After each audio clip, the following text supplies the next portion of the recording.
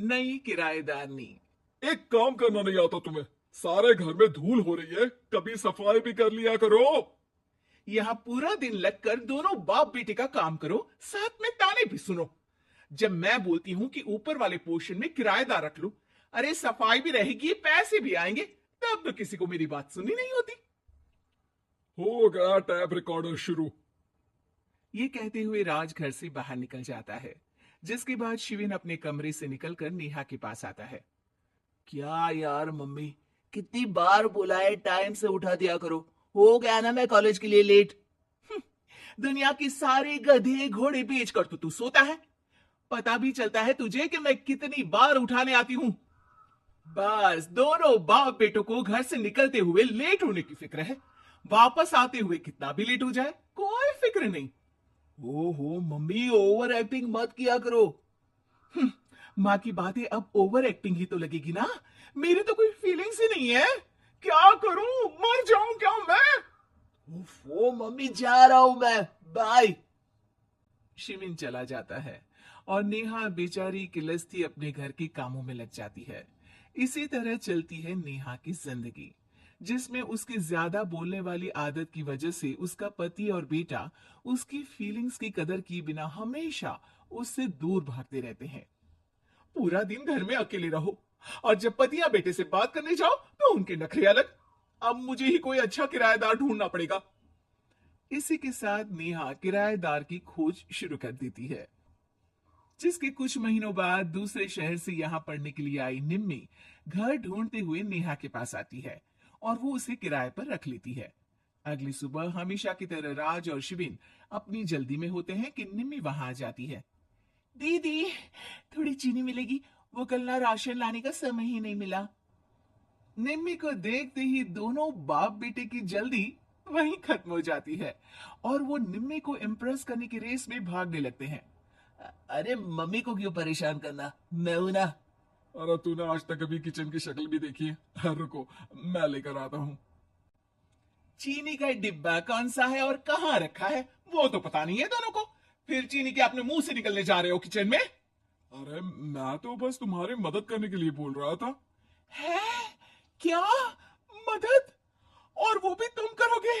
सच में? अरे कोई तो सच बताओ, सुबह सुबह दोनों बाप बेटे कोई सूखा नशा करके तो नहीं आ गए ना? अरे कैसी बेकार की बातें करती हो मम्मी। अरे जब कौवा अचानक हंस की चाल चलने लगेगा तो शक होना तो लाजमी है ना। घर का ऐसा माहौल देख निम्मी वहां से जाने ही लगती है कि राज उसे रोक लेता है। अरे आपने चीनी तो ली ही नहीं? इट्स ओके भैया, मैं आज बिना चाय की ही कॉलेज चली जाऊंगी। जहां एक तरफ भैया सुन राज का दिल टूट जाता है, वहीं कॉलेज सुन शिविन खुश हो जाता है। वैसे आप कौन सी कॉलेज में हो? इस पर निम्मी जवाब देने ही वाली होती है, लेकिन नेहा टोकते हुए बीच में बोल पड़ती है। अब दोनों को देर नहीं हो रही। हद है इनसे भी, कहीं बात बनने ही नहीं देंगे मेरी तो। अरे जा रहे हैं, अब यहाँ बचाई क्या है? इस पर निम्मी के पीछे पीछे शिविन कॉलेज की तरफ और राज ऑफिस चला जाता है। इसी तरह दिन बीतने लगते हैं, जिसमें अब सुबह जल्दी जाना और शाम लेट आने का सिलसिला सुबह लेट जाना और शाम जल्दी आने में बदल जाता है। एक शाम वो दोनों समय से पहले ही घर वापस आ जाते हैं, जिन्हें देख नेहा हैरान रह जाती है। हाय मेरे रब्बा, अरे पहले घर जल्दी आना शुरू कर दिया और आज तो उससे भी जल्दी। कहीं मैं कोई सपना तो नहीं देख रही? मतलब अब क्या हम अपने घर भी जल्दी वापस नहीं आ सकते? अरे घर तो कितने सालों से तुम्हारा ही है, पर लगता है कि अपना ही है, इस बात का एहसास अब हुआ है। वो सब ठीक है मम्मी। निमी कहाँ है? जरा उसे बर्थडे विश तो कर दूं। अरे वाह रे, आज तक तो अपनी माँ का बर्थडे तुझे याद नहीं रहा, उसका बहुत याद है। वो तो मुझे पापा ने याद दिलाया है। हैं? अरे क्या बोल रहे हो तुम, झूठे? नहीं बेबी, देखो मुझे तो तुम्हारा बर्थडे भी याद नहीं रहता, तो उसका कहाँ से याद रहेगा मुझे?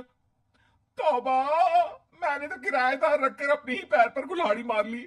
बेटा तो बेटा, यहाँ तो बाप भी किसी से कम नहीं है।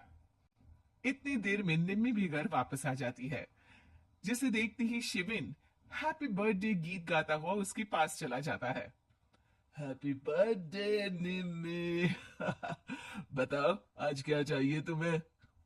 हाँ हाँ, मांग लो ना इसकी जान। अरे नहीं नहीं, मुझे कुछ नहीं चाहिए, बल्कि मैं तो आज आप लोगों को कुछ देने आई हूँ। क्या क्या देने आई हो? निम्मी अपनी बैग में से मिठाई का डिब्बा और शादी का कार्ड निकालती है। ये मेरी शादी का कार्ड और मिठाई। आप सबको मेरी शादी में जरूर आना है और इसी खुशी में मिठाई खाइए। निम्मी की बात सुनकर जहां शिवीन और राज शॉक में आ जाते हैं, वहीं नेहा हंसने लगती है।